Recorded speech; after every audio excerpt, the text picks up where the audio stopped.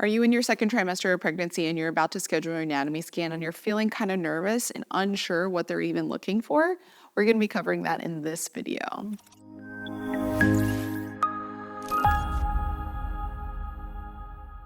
Welcome to the Mama Stay Fit YouTube channel. I'm Roxanne. I'm a certified nurse midwife and previous labor and delivery nurse, and I'm going to be discussing what is the fetal anatomy scan or ultrasound that they're doing in the second trimester. Why are they doing it? What are they specifically even looking for? And why is it so nerve-wracking prior to going in for many of us? I have had 4 pregnancies and I'm on my 4th pregnancy right now. And my anatomy scans always brought me a lot of stress and anxiety prior to, because this is the time that they're looking at all of the fetal organs, limbs, kind of looking for baby from head to toe. And this is the time that if something is kind of off, they would be able to identify it with baby. And so many people do report that they're a little bit anxious prior to going to their anatomy scan, and that's completely very common and also very normal. But let's try to break down some of that fear of what exactly is happening within the anatomy scan. This is an ultrasound that's routinely done between 18 to 22 weeks, but sometimes a little bit earlier or a little bit later, just depending on scheduling.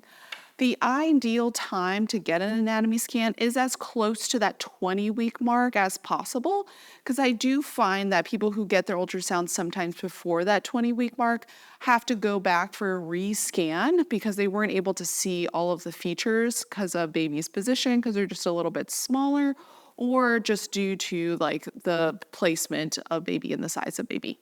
So I usually try to get people to schedule their anatomy scans as close to that 20 to 21 week mark, because then they're less likely to need to have to go back for another ultrasound.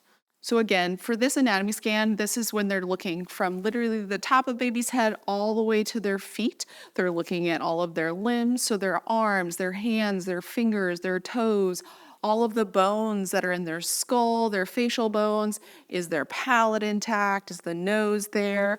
Is their brain fully formed? All of the bones present, as well as all of their organs. So they're looking at their heart, all of the chambers of their heart, their kidneys, their liver, all of those things. And this is usually, if there is some sort of abnormality, they would be able to identify it at the best around this time.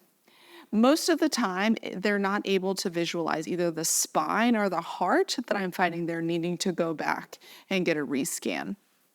Only about 2 to 3% of the time do they really find any true abnormalities during a fetal scan.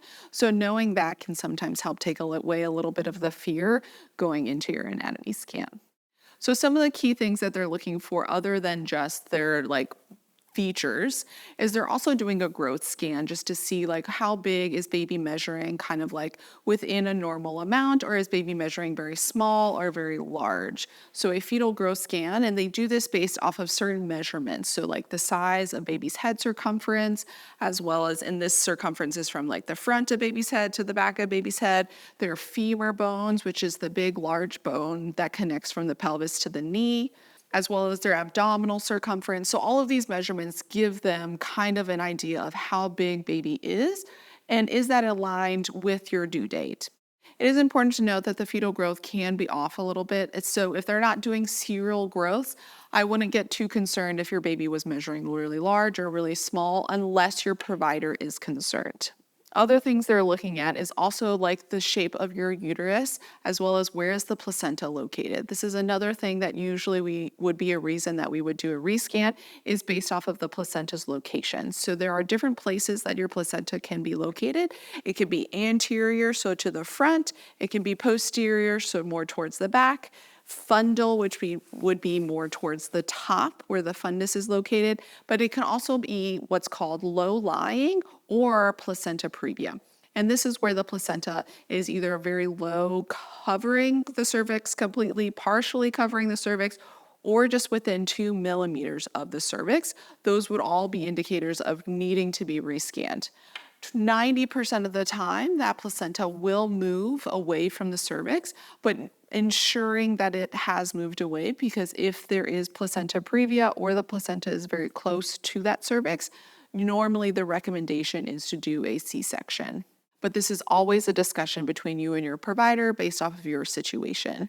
Other things that we're looking for with the placenta, aside from just where is it located within the uterus, what is the shape of the placenta? Are there extra lobes on the placenta? As well as where is the umbilical cord inserted into the placenta? Is it in the center? Is it a little bit off to the center? Is it on the edge of the placenta? And then how is it inserted? Is it inserted seemingly normally? Or does it have what we would call velamentous insertion? That Wharton's jelly, which is normally covering the umbilical cord and protecting the vessels within the umbilical cord, is it maybe not there all the way to the insertion site and more of those blood vessels are more exposed. Is another thing with the umbilical cord that we're looking for is, are there the 3 vessels that we're normally looking for? So every umbilical cord has 2 arteries and 1 vein. And so we can see that based off of the flow of the blood on the ultrasound.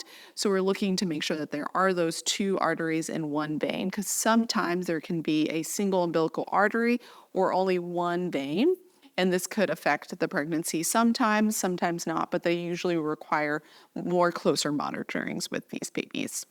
These would be things that we're looking for on the anatomy scan, or your sonographer is looking for on the anatomy scan to then tell your provider. And these may or may not change depending on what exactly it is with the placenta and the umbilical cord insertion that would change your plan of care. So if there is any sort of abnormalities, your provider should bring that up with you. If they don't mention anything, likely it is a normal insertion and nothing to worry about. Another thing that they're looking at is the cervical length. So how long is that cervix? Typically, it's going to be between 3 to 5 centimeters in length, and this is a normal length. If it's below that, that's when your provider may discuss other options with you. We're looking at the amniotic fluid volume as well. So this is how much amniotic fluid is around baby. There are 2 different ways that they can look for this. They can look for the biggest pocket of fluid that they could possibly find and just measure that, or they can do it in 4 quadrants. In all 4 quadrants of your abdomen, they're going to kind of like make a little cross on your abdomen, and then in each quadrant they're going to find the biggest pocket, and then they add all of that together. And we're looking at the amniotic fluid volume ideally is between 5 to 24. Anything lower than 5 or above 24 would be considered abnormal, and we would need to kind of monitor a little bit longer. If you're wanting to know the fetal sex, they can usually see the fetal sex at this point. If you did not do genetic screening in your first trimester, this is a very common time that most people find out the fetal sex. And then the last thing that they're looking for are either congenital anomalies that they're just noticing, so structural or congenital anomalies that they can easily see on the ultrasound, or soft markers that are some maybe potentially a sign of a chromosomal abnormality that would require genetic counseling. That would lead to a recommendation for genetic counseling with either maternal fetal medicine or a genetic counselor that specializes in this type of thing that could tell you the risks of either some chromosomal abnormalities or the effect of the congenital abnormality on the baby in the pregnancy. After the anatomy scan is done, usually the sonographer will send all of the images to the provider, usually an OB provider who will read and look at all the images and say whether or not this ultrasound looks great, or these are the concerns that I'm having about it, that they would then talk to you about it. If they do recommend a follow-up screen, again, for any of those reasons, whether it was maybe they weren't able to see everything, so they just need you to kind of come back and rescan when baby's a little bit larger, or maybe the baby was in a breech presentation, so they need to confirm baby flipped, or something with your placenta, or maybe potentially they saw some soft markers and they just want to continue to follow up. There are many different reasons that they might recommend follow-ups, but then you can then develop that plan with your provider once they get the report of how often and when you would potentially go back. If there is a recommendation of working with a maternal fetal medicine doctor or a genetic counselor, this is also when you would usually be referred at the ultrasound appointment or by your provider. So just to recap everything that we just discussed about the fetal anatomy scan, this is usually done between 18 to 22 weeks in your pregnancy, and this is a head-to-toe assessment of baby, as well as looking at the placenta, the amniotic fluid, and the structure of the uterus as a whole to see if there are any markers, either soft markers for chromosomal abnormalities, congenital abnormalities, or any structural differences that they would want to continue to monitor for.